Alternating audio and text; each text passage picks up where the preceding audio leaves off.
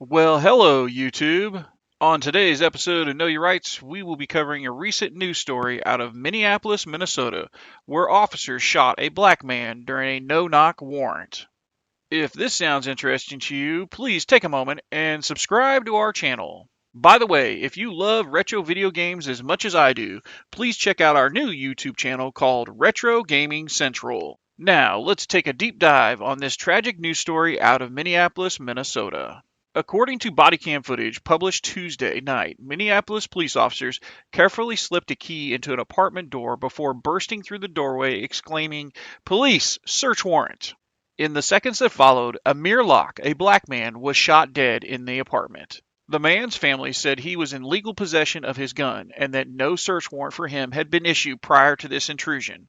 The warrant that had been issued was for an ongoing homicide investigation. This tragic shooting raises questions about no-knock warrants, and this police department has already been criticized about using them. On Friday, Hennepin County Attorney Mike Freeman revealed that he asked Attorney General Keith Ellison to investigate this shooting.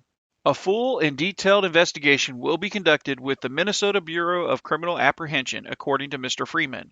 We will then decide jointly, depending on the law and the evidence, whether to file criminal charges against any of the officers involved.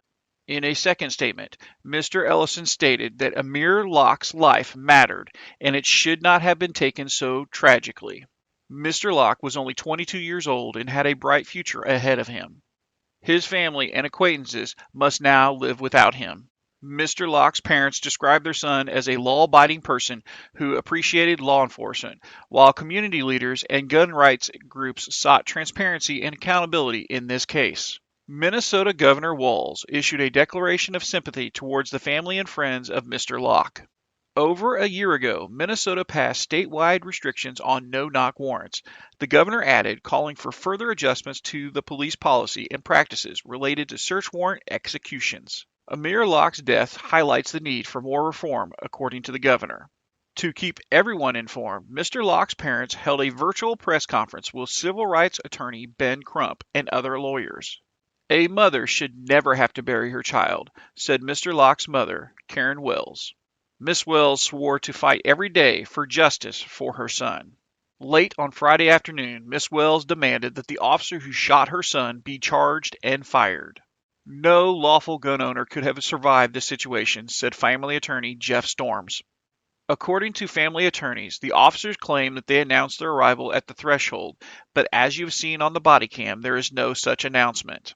They storm in without identifying themselves, leaving Amir with no opportunity to flee. The Minnesota Gun Owners Caucus stated that Mr. Locke's death was absolutely avoidable. Mr. Locke reached for a lawful firearm in the means of self-defense as he sought to grasp what was taking place, stated Rob Doerr, a spokesperson with the Minnesota Gun Owners Caucus. Community activists and Mr. Locke's family lawyers stated that this incident proves that prior reforms after police officers killed George Floyd have not gone far enough. Officers from the Minnesota Police Department were convicted in the deaths of George Floyd in May of 2020. Nationwide demonstration and calls for police reform erupted after police officers in Minnesota killed George Floyd and officers in Kentucky fatally shot Breonna Taylor during a no-knock warrant. Miss Taylor's death caused other communities to ban or restrict no-knock warrants and other forceful entry operations. Minnesota changed its no-knock ordinance last summer to reduce the chances of tragic results. Officials stated officers must disclose their presence and purpose before executing a search warrant, except in hostage situations. Mr. Storm said the city of Minneapolis limited the use of no-knock warrants to reduce the likelihood of tragic consequences. Amir Locke and his family experienced the worst possible outcome less than 2 years after these changes went into effect. Minnesota officers were executing a search warrant related to a homicide investigation in nearby St. Paul. According to interim police chief Amelia Huffman, it is unclear if or how Mr. Locke is connected to the St. Paul investigation. She stated this traumatic event will have long-lasting effects. "A young man died and his family and friends will mourn it for a long time. This was a very sobering moment for Chief Huffman." The body cam footage shows officers quickly identifying a man inside the apartment. According to body cam footage, at 6:48 in the morning, a man is seen covered by a blanket near the back of a couch.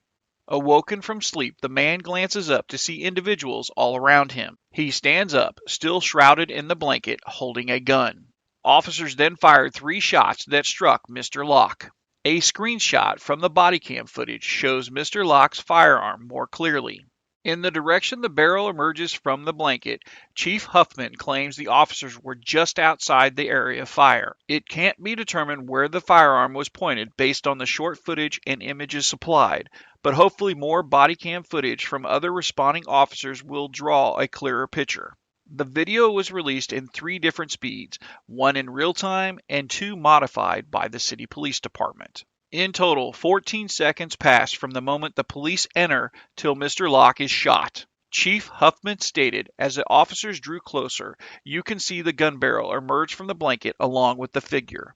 It was a split-second decision for the officer to assess the situation and determine if there was an articulable threat of immediate injury, great bodily harm, or death, and if he needed to act to protect himself or his teammates. According to the initial press release, police officers encountered an armed man with a handgun who pointed it towards officers. Minnesota police officer Mark Hanneman then shot and killed Mr. Locke.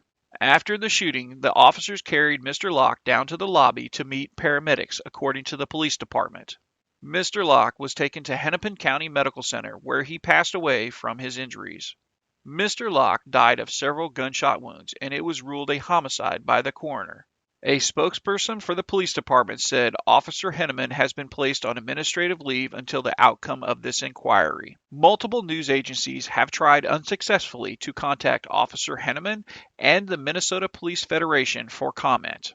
Minnesota Bureau of Criminal Apprehension was alerted immediately and is leading the criminal inquiry, Chief Huffman stated.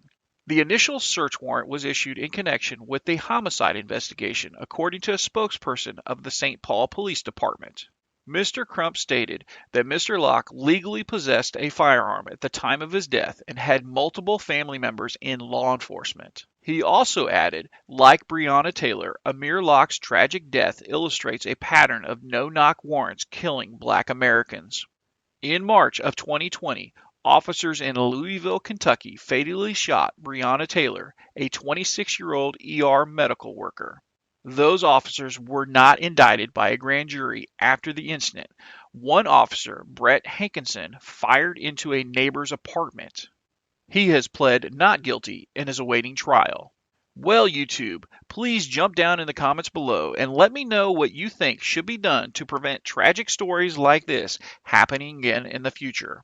Also, if you like this video, please take a moment and subscribe to our channel. Until the next episode of Know Your Rights, stay safe out there.